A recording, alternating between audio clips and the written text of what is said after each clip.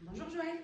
Bonjour. Ah, Merci d'être venu aujourd'hui pour nous parler un petit peu plus du tarot. Tu es passionnée depuis de nombreuses années, donc je voulais savoir si tu pouvais nous en dire un peu plus sur ta vision des choses. oui, bien sûr, oui, je suis passionnée depuis plus de 25 ans. J'ai créé mon propre jeu, le tarot d'or. Mhm. J'ai voulu transformer un petit peu toute ce tarot sulfureux qui est le tarot de Marseille, hein. Je l'ai rajeuni, j'ai mis des cartes plus joyeuses, avec des personnages un peu plus dynamiques. Pour, je dirais, ce 21e siècle, hein, qui est un siècle où les humains, je dirais, les gens se cherchent plus en fonction de eux-mêmes, ils veulent créer leur destinée, plus être en autoréférence, en adéquation avec eux-mêmes et le sens qu'ils vont donner à leur avenir.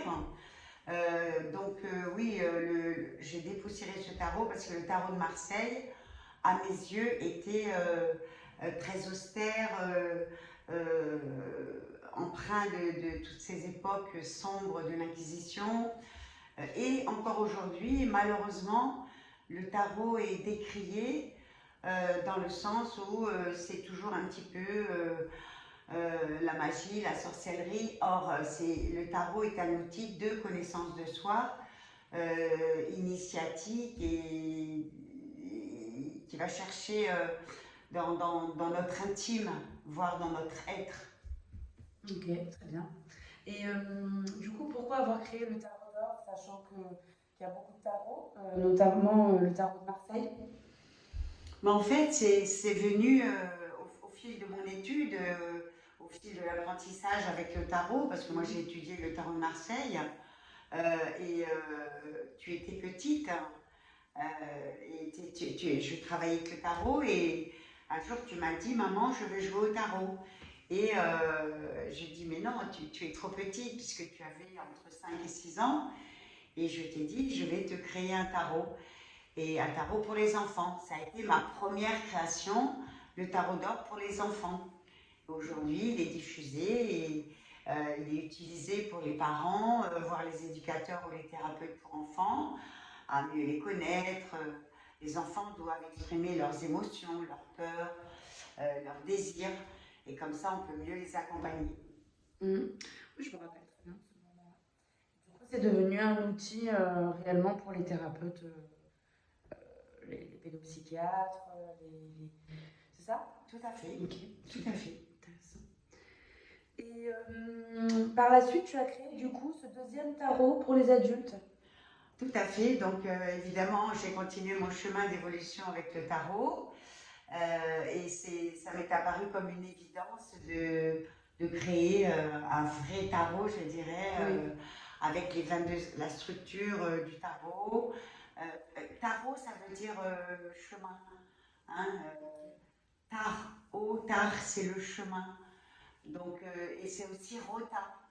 Rota, c'est la roue du destin, la roue de l'existence.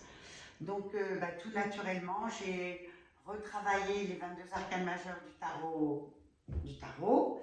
Et ensuite, dans un troisième temps, j'ai créé les 56 arcanes mineures. Mhm. Super. Dans tes écrits et sur ton site internet, j'ai vu que tu disais que le tarot d'or est le tarot du 21e siècle. Qu'entends-tu par là? Ce que j'entends par là, c'est que on entre gentiment dans l'ère du Verseau, hein. On sort de l'ère du Poisson, euh, qui est une ère où le christianisme a pris toute son ampleur.